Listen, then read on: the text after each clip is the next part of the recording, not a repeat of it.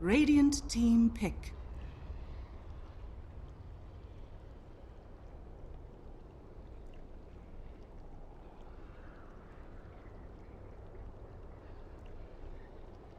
Gentlemen, hello and welcome back to the ESL One Manila. We're taking a look here at the Filipino qualifiers, game number 4. And I gotta say, in these grand finals, it's been a real pleasure so far. Each game has had its own sort of feel and unique moments, and it's just been a great time to behold. I'm Lyrical Dota, joined today by Scant. Sir, we're seeing a couple of things that are slightly different. TNC, they had second pick, so because of that, they're going to ban out the Nature's Prophet this time, which leaves open the Bounty Hunter. Do you think this is something that Mineski might want to go for? I mean, yeah, it's the hero that they like, but at the same time, TNC been banning Bounty Hunter, and it's kind of like the main reason to ban that hero is to protect your mid lane. The mid lane's been getting destroyed every game anyway, so you know, if we're gonna lose our mid lane, why not just give them the Bounty Hunter and get advantage somewhere else maybe? Mix things up either way. I think it makes sense that they ban the Nature's Prophet. I think it's correct to not give it away. Even though Mineski won against it, I didn't think either team really should be comfortable giving it away. And Mineski do first pick the Bounty Hunter, and this is, I mean, I spoke earlier on in the series about how I think TNC had the position of their drafts are maybe stronger but also more predictable, and Mineski could work around them. And this kind of shifts that dynamic, where I think TNC would have expected the first pick Bounty Hunter, and get to draft from a position of, we know what you're going to do, let's come up with a plan to beat it. So, interested to see what their plan is, although it might not be revealed in the first 2 picks, because they might just take priority heroes anyway before revealing what they want to do to the bounty itself.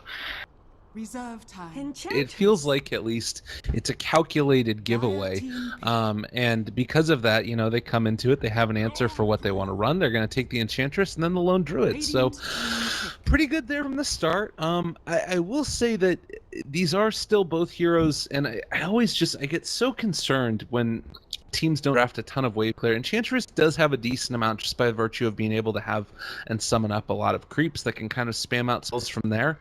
But I do have to say that I've been getting more and more worried when we see Lone Druids picked with another hero that I feel like is a little bit greedy, just because of how often teams have just been pressured and the prevalence of that Drow Ranger. Is there any chance that we see Mineski try and go for like a super all-out push strat in spite of this Bounty Hunter here? It's possible. It's not that likely. It's probably less likely now that they've got the OD as well. The OD is this is like, again, so you have an OD and a Bounty Hunter, you ban out the Viper right away, and immediately they're eliminating ways that Teehee could have a good landing stage yet again. And this has been like the formula for success, I think, for the entire series that Mineski figured out. This is actually like a trend in modern Dota that a lot of teams. I think there was a match where the match where EG got knocked out by Liquid at the Shanghai Major. There was one game where Sumail was just horribly focused out of the game. The first match the Fnatic played in the main events of the Shanghai Major, same thing. Midone just got horribly played out of the game. I feel like there's a growing trend of a lot of teams that function in a way that depends on expecting their mid player to be so stable and such a high level player that sort of no matter what you throw at them, they'll still do quite well. And occasionally what you do is you find teams that prepare ways to invert that dynamic and say, actually, we're going to make sure this player just does not have a good game. And a lot of the time, the teams that have been so dependent on their mid player having a great game really just do crumble underneath that. So I actually completely respect Mineski going for the same kind of approach. Obviously, the OD could still be safe lane, but I think we should expect it to be mid, because I think it just makes sense to give an OD and a bounty. You ban out the Viper, it's really difficult to think of a hero for Teehee to take mid, especially a hero that's one of the heroes that he usually plays, which are sort of like pseudo carry heroes. Yeah, well, and I guess that also, considering that's going to be the case, that it's going to be such a hard lane, do you think about just like sacking it to some extent and putting them on something that just needs to get some amount of experience? Like occasionally we've seen heroes or teams go back for like a Nyx assassin in the mid lane just to be able to like survive and try and play it like super safe. I don't think it's necessarily the greatest in the world, but maybe another hero that works in a way where they don't have to get a ton of farm. Like, because I feel like the other option that people have sometimes gone for is like a Puck in the mid lane to go up against it, but that doesn't really work because Puck needs to get the farm up for a quick blink dagger, I feel like. Yeah, the thing is that Teehee for the longest time has been a player who plays carry heroes in mid lane. That's what he does. That's just like, you know. Uh-oh. I think we lost him again, guys. I think we're no longer going to be getting knowledge bomb dropped down upon us from Scant. Unfortunately, his computer is revolting right now. This is the French Revolution, but it's just happening in Scant's living room. So sorry about that, but we'll be able to continue up the broadcast as we're waiting for him to connect back again. It's going to be, as we mentioned, the OD. And, you know, I was a little bit interested. I was about to bring this up to our buddy when he ended up getting dropped out. The Drow Ranger ban, they're a little bit worried about it themselves. And I think that this sort of harkens the idea that, all right, you know what, we're going to let you get the Venge, but we're like, because what could have happened here is TNC would have been able to pick the Venge if they didn't ban the Drow. And then they would have had the option of going Drow 4th, which is like terrifying. And then, you know, if you're Mineski, you have to respond to the Venge pick thinking about the Drow that's going to happen next. But so this way, it's kind of like taking two heroes out of the pool, both the Drow Ranger herself, but also the hero that you might have to run in case they run the Drow. So I really like that. It's going to be the Venge taken. They're perfectly fine with that. That leads into a Slardar. You've got this ability to keep true sight on people, a nice initiation that can come out. This could end up even being the safe lane Slardar that we've seen make some appearances, where you even end up going for like Tranquil Boots and then Blink Dagger immediately, and then you can just roam around and be a setup for stun for the OD. I don't know if that's what it's going to end up being, but it's certainly an option. And then Jakiro taken for TNC, followed up by the Winter Wyvern. Very, very cool choice there. And Scan, I feel like I'm hearing you again. Are you back, buddy? Yeah, sorry, I didn't even realize I was gone. I actually spoke for so long about TNC, about Tihi's Jakiro, and how, like, I don't know if you heard the part where I was saying that he normally plays carries in the mid lane, and this is like the one non-carry that he plays in the mid lane, and has a lot recently been playing Jakiro mid every time they went for a strat. We spoke about in game 2 how Mineski actually banned it out. So it's quite interesting to me that Mineski didn't ban it out this time. They did expect a push strategy. They decided they'd rather ban the Viper than the Drow, and the Drow is obviously a go-to for TNC, but the Viper maybe less of a T hero than the Jakiro. So I mean, that if TNC's push ends up working, Mineski might regret having left in the Jakiro, knowing full well that that's a hero that T often plays in those push strategies. Well, and they go back for this Juggernaut here as well, which definitely sort of doubles down upon that. It's that hero that you pick for the untargetability and sort of the sustain throughout a push there with the healing ward. I will say I love the Winter Wyvern. The big problem that you might end up running into here is getting enough levels up where she becomes relevant. And I feel like Winter Wyvern's had, you know, a very well documented decline in terms of her usability and survivability in lanes. And I really feel like this is a large part just because she's good against push drafts, and push drafts are good. Like, to me at least, that feels like a really good reason. The ultimate, it ended up getting changed, but part of the biggest things that were really good for her in terms of her usability weren't changed at all. Arctic Burn is still an amazing zoning ability. You've still got Splinter Blast, which counter pushes better than almost anything else in the game. 340 damage nuke on a 7-second cooldown. And then Cold Embrace is still ridiculously good in terms of its ability to keep you off and keep heroes alive against physical damage. So they also don't have something like Sunstrike to be able to really abuse that, you know, holding still. So I think that Winter Wyvern is a pretty great hero here. And they go back for the Alk. My goodness. The Wyvern ulti is actually still pretty good. Like, it's underrated. It's with the OD, even if you're not dealing damage, you keep stealing int when you attack the person who's ulti, so that's pretty cool. It's also just good to set up for the Slaughter Stomp, but yeah, we should talk about the Alchemist. And I'm not even sure. This is strange to me. This is really strange to me. I did mention that they might run the OD safe lane and the something else in mid, but Ben-Hur has been sort of outplaying Tihi in every game in the series. He's had some help sometimes, but he's been winning the lanes on his own, and suddenly they put into a position where, like, Alchemist is not a hero that wins the mid lane by outplaying its opponent. It's kind of like a just sit and farm, and sometimes you annoy them with acid, but it doesn't really shut the enemy hero out. 10 seconds. So it's a totally different approach. Well, I guess that this to me feels like it's a response to the Jakiro. We have been seeing Mineski occasionally get Alchemist banned out against them, but it's kind of a unique little interaction there. I think that obviously it's a hero that if you get it off to a good start, you're going to be having a wonderful time. there aren't really great Aghanim Scepter upgraded ultimates in this game either, so it feels like they're very much just sort of picking this hero for his quick scalability, and we'll see what he ends up building into. We'll do a quick introduction, though. It looks like TNC are going to be moving in. Again, it's going to be AU who's going to be playing the Enchantress, Raven is going to be the Juggernaut, Teehee on the Jakiro, Winter G Small Sun on the Vengeful Spirit, and last but not least, Sam, who's going to be playing the Lone Druid. Yeah, on the other side there's Ben-Hur playing Alchemist. Ben-Hur's done really well in the series so far. We haven't seen him play Alchemist yet though, and committing all his gold at the start. There's Jesse Vash running it around in the Bounty Hunter trying to scout the Smoke Gank. Jules will be the Winter Wyvern. Lorelei is going to be the carry Outworld Devourer, and of course in the offlane Raging Potatoes, Slaughter.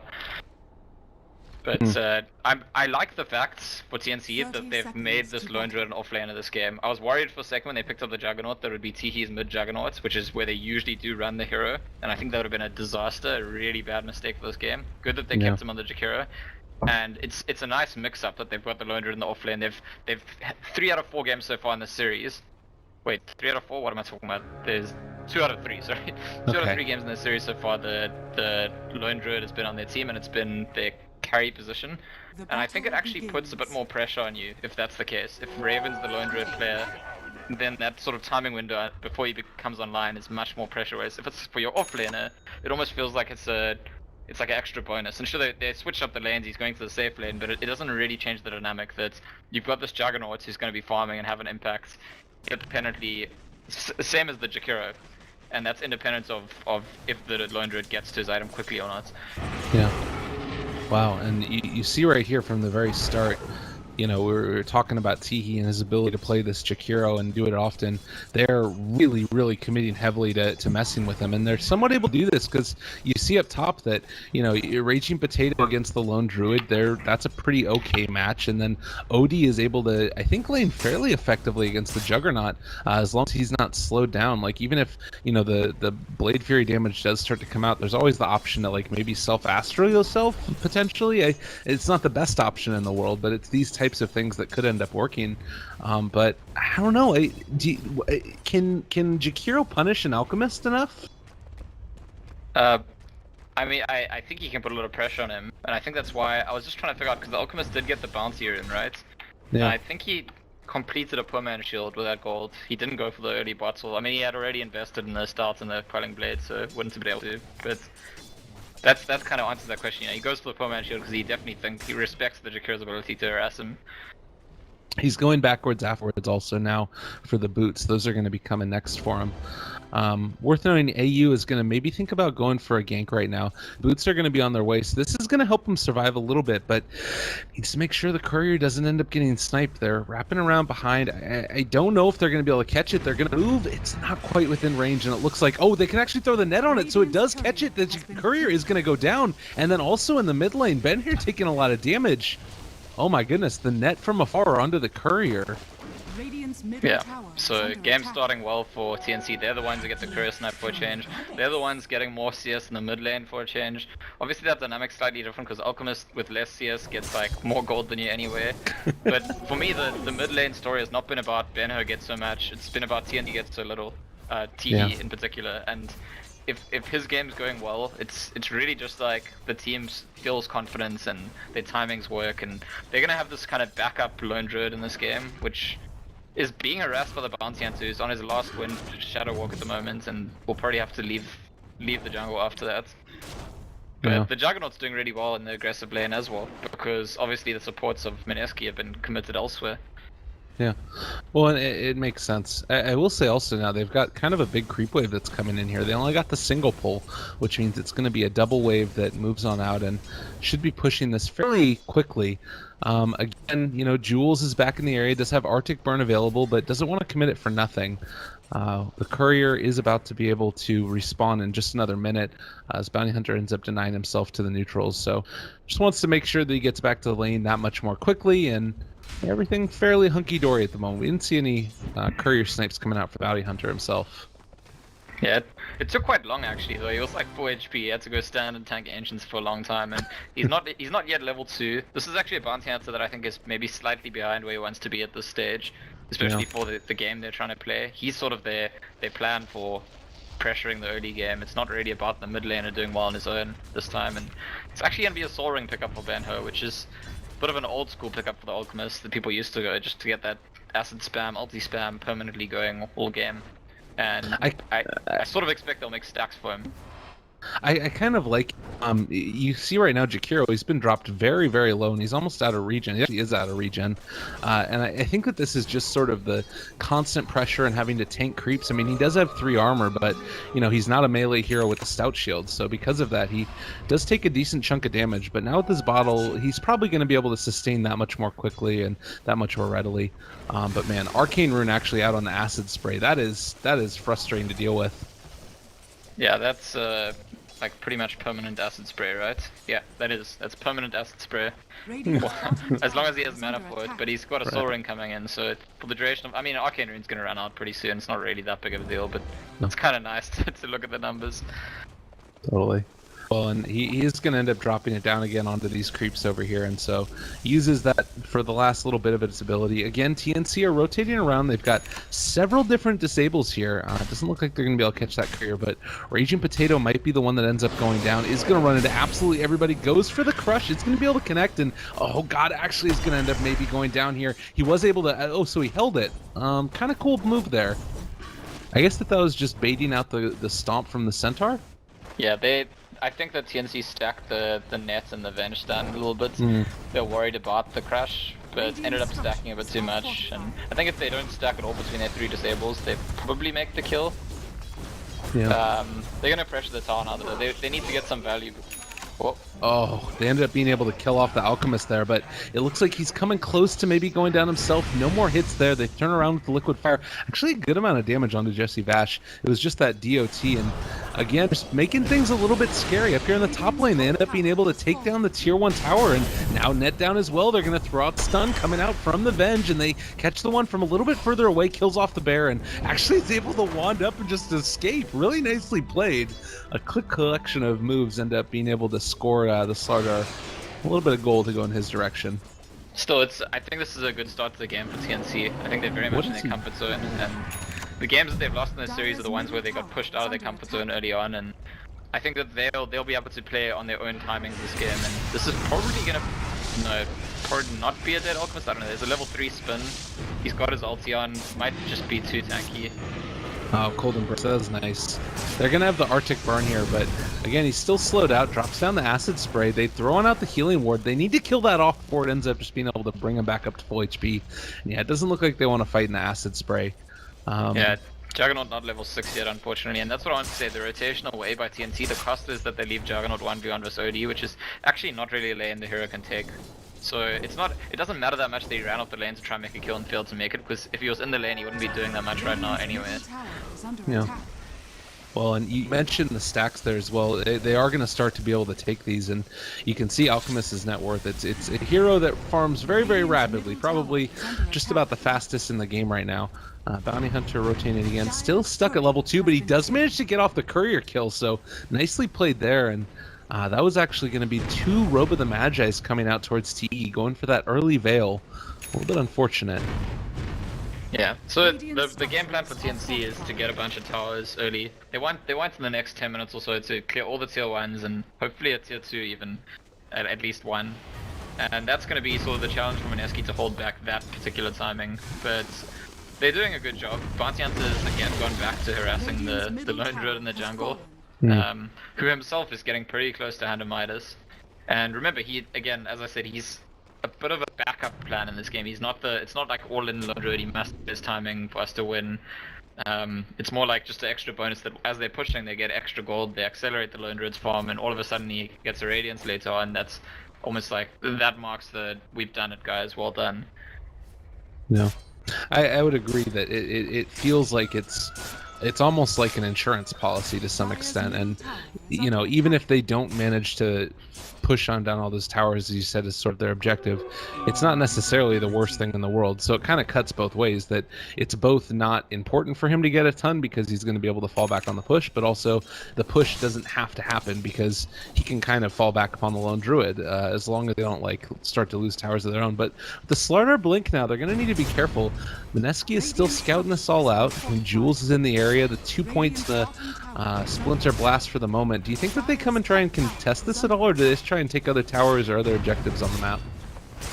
They're not going to contest it. They're going to look to get space for the OD and wait to kill whoever TP's mid. Hoping one hero TP's mid, Slaughter can just wrap around with the bounty hunter, and with the OD damage they'll just destroy that hero. But I think TNC just keep pushing. That's the thing about Jakiro, that's why they prefer it as a pushing hero. This is a hero that's... Normally when you push towers it takes multiple waves. Jakiro, you bring the rest of your team, one creep wave and the tower dies, because the tower's not really doing much to defend itself, and the creeps aren't going to do enough on their own. Like, normally when you're pushing towers, the towers protect themselves quite well early on. Yeah. Raging Potato gonna get slowed down a little bit. Again, they do have that Splinter Blast, which is fairly decent, but actually, Winter Small GG in a little bit of trouble now. Is gonna get chased around. They are still gonna be able to do a lot of damage there. Sandy's Eclipse drops on down, was able to do a decent chunk of damage, and Chase goes get forward. They are gonna be able to catch now onto Raven, and he's gonna fall. So 2 dead, the price of a decent chunk of damage on the tower, but not sure if it's completely worth it. What is in No Man's Land as well? Like he's in a dangerous position, but he is an Enchantress, and looks like the lack of damage on the enemy team is just like, even if they blink and stomp him, very difficult to deal that damage to him. Although it is noteworthy that AU's got the max enchant build as a support Enchantress and hasn't gone full max untouchable, so they might not think that they can kill him, but it might be a bit easier. Yeah. There's the possibility that they actually could be able to. Well, yeah, they did end up playing that Slardar with the Tranquils into the Blink build, which I like it a lot. Jesse Bash, meanwhile, is going to take a little bit of damage here again. He's like keeps walking into these liquid fires. It's actually almost going to kill him. Jakiro just does so much damage right now, and got to be so careful when they step up to him. I'll also say that, you know, when we talked about this game and the way that it needed to go, we talked about Jules having to get those levels up, and right now the Splinter Blast is decent. It's 180 mana, but they don't have the ability to consistently cast it, and it's not enough damage to kill the creep wave yet. So they don't quite have all of the tools online as of yet to be able to hold high ground. Yeah, I like that the Lone Druid is getting involved in the push, by the way. Like, even though we talk about him being a backup plan, slowly farming towards this thing, it's something that there's a lot of Lone Druids that sort of believe in the philosophy of all you do is farm until you get your Radiance, and recently I think some of the better Lone Druids in all of the regions and the pro scene have been showing that actually you can get involved just with your levels, just with your leveled Spirit Bear. You can make kills, you can kill towers, and it's sort of part of your farming progression actually. Yeah. Well, it looks like they are going to pay the price of this bear going down here. They get the Savage Roar off, but we'll be able to still mess around with it a little bit. They kill the Courier by the Bounty Hunter, but it wasn't anything that was really significant that was taken away. It's also worth noting that they're still kind of chasing over here. They get the resummon on the bear, and Enchantress is in the area also. But the hero that was conspicuously missing throughout all that was the Alchemist, and he just now finishes off his Radiance. He is in a pretty decent position. 11-minute Radiance is pretty freaking good for even an Alchemist. Yeah, and TNC are going to go for the rush, and Mineski know full well what's going on. They're going to smoke there, and this could be very early on a pretty decisive fight. It looks like they spotted it with their ward, but they're still going to get the cut on to Teehee. He's in a little bit of trouble. Jakiro does not want to get taken out here. The Centaur stun, keeping him alive for the moment. There's going to be the catch. The Sanity's Eclipse comes down. No mana on these guys. Now the Radiance burn as well. Sam gets stunned up there by the unstable concoction. It looks like Raging Potato is still chasing, looking for the Jug. Are they going to be able to catch him? They are going to be able to kill off Sam, but it looks like they're going to have to let the Jug go. So 2 are dead right there, and you know, we talked about the laning prowess that we saw, but suddenly Mineski are looking really good. Yeah, and Ben-Hur is looking really good in particular, and honestly, he's the story of the series so far. Ben-Hur has just been, even in the game they lost, he's been dumpstering Teehee. Teehee's meant to be, like, I can't say it enough times that this guy expects everything to just go his way, and it's been not the Teehee show, but the Ben-Hur show. And Alchemist in this current game, what better hero to like highlight like, hey, this game's about me, than the hero that like has an unfair advantage to just like get extra gold and look incredible. I mean, he's got 9,200 right now, and doesn't feel like he's ever gonna have to stop. Like he kind of, I mean, he didn't even upgrade into Tread, just went straight for that Radiance, and going to be able to start taking down these other creep waves. They're pinging out again that Roshan is going down. It looks like they're maybe thinking about coming to contest again. Do you think it's worth it even without the Sanity's Eclipse? No, I don't think they should come. I actually think that for TNC getting the rush is not even that big of a deal. Like, part of the whole Alchemist pick here, even though it looks like, oh, it's a greedy Alchemist, he Rash Radiance, spamming Acid Spray makes it really difficult for the enemy team to push, to be honest. They've got the Splinter Blast from the Winter Wyvern, and they've got the Acid Spray, so sure, you get an Aegis in TNC, but this is not going to be, we've got our Aegis, we're grouping up, we get your racks. It's really not going to be that easy for TNC to do what they want to do. Well, we're going to have to see what the plan is. At this point in time, it definitely feels like something's got to give, something's got to change, and Alchemist is building towards that Yasha. I will say also that I kind of like the idea of the Alchemist against these, you know, grouping up and push lineups that involve other creeps too, because not necessarily is going to be able to kill off the Enchantress creeps very easily, but, you know, potentially there's the opportunity there for a little bit more gold, depending upon how it goes. It's not quite as good as like a Nature's Prophet, but still pretty decent. And now Track is online too.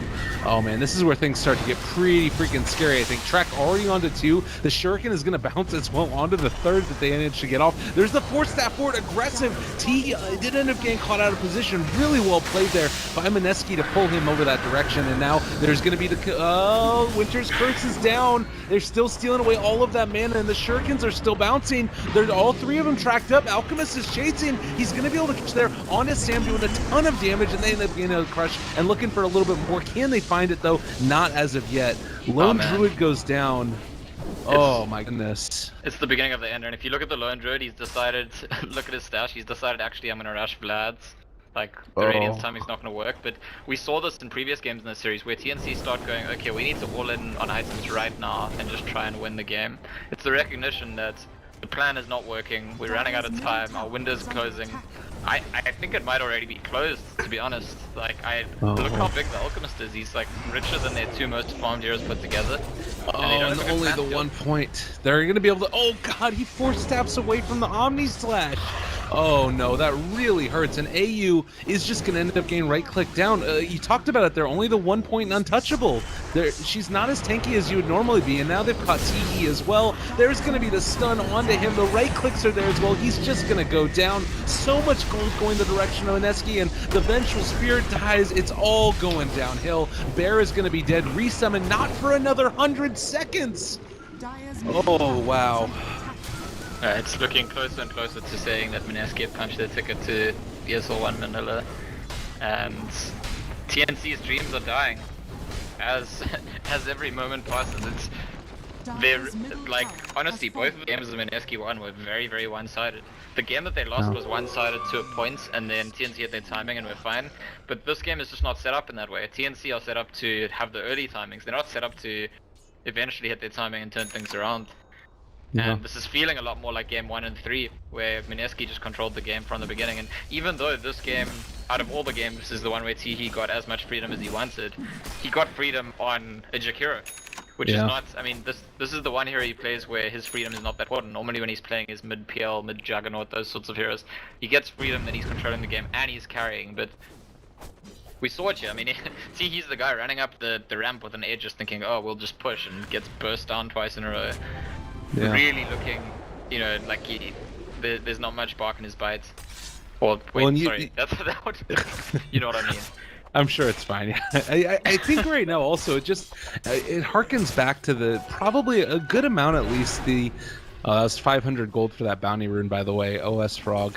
But yeah, it harkens back to the idea sort of knowing your enemy and knowing what they're going to come at you with. And to me, this looks like a well-executed draft that identified what it was that TNC was going to want to bring at them, and Mineski they were so prepared throughout every game of this series. Like, it's not necessarily that you can say that either side was playing bad in either of these games. There was probably a couple of outdrafts, but more so than that, it was outdrafts by virtue of teams recognizing what was going to be coming at them and then responding to it on both sides. And TNC played some great Dota as well.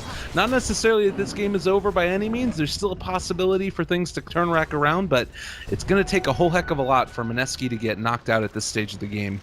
I mean, it's difficult for TNC to even deal with Alchemist's illusions. Never mind his hero at this stage, and he's like almost got the Octarine as well.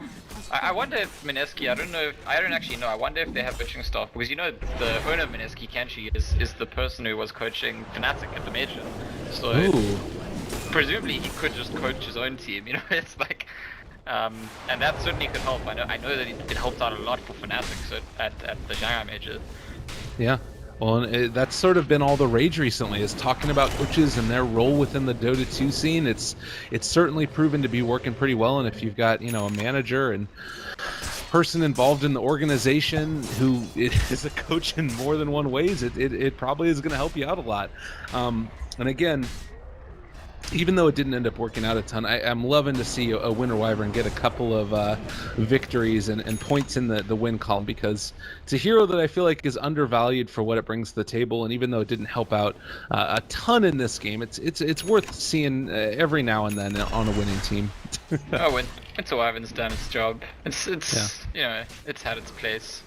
Honestly, That's this true. game has been almost too easy for Mineski so far. I feel like, you know, like from the lanes they set up, things have just like progressed smoothly and naturally. There haven't really been hiccups, and you know, there was potential for them to panic when TNC started taking towers, but that's all they really need to do so far, is like not panic and be like, hey, we've got a plan for this, we're doing fine, relax. Yeah. And it almost feels like going through the motions, like they've done this before on the training grounds, and this, you know, they know everything that's coming.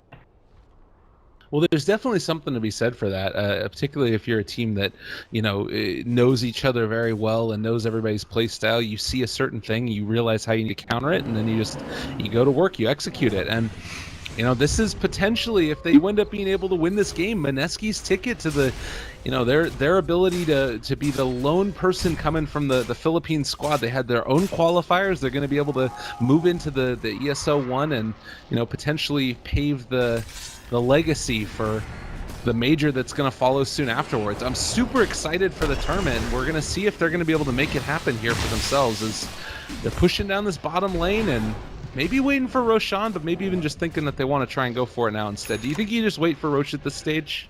I mean, this is exactly like last game. Mineski are in no rush. Like, they can just keep farming and they're going to get more and more ahead.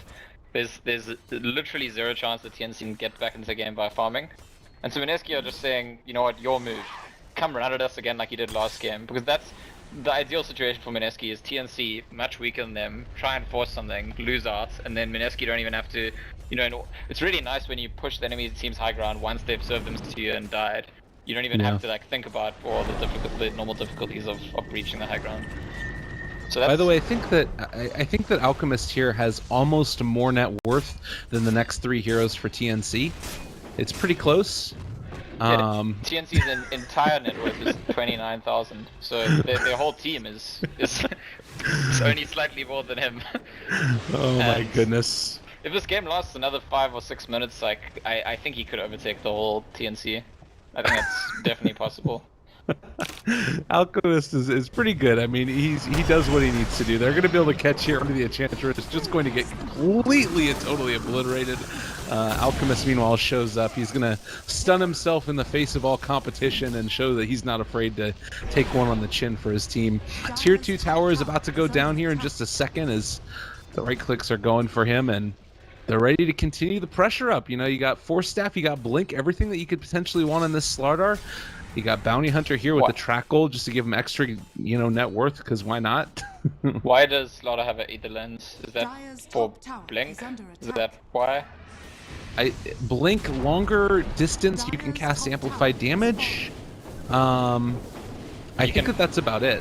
It doesn't make you force further, but it lets you force things from further away. So if you want to force someone else, that's... But usually Slaughter forces himself. So.